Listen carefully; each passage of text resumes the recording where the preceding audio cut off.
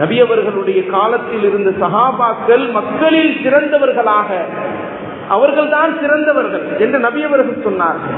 நபி அவர்களுடைய காலத்தில் இருந்தவர்கள் எல்லா மக்களையும் விட, உலகத்தில் தோன்றிய எல்லா மக்களையும் விட சிறந்தவர்கள் என்று நபி அவர்கள் சொன்னார்கள்.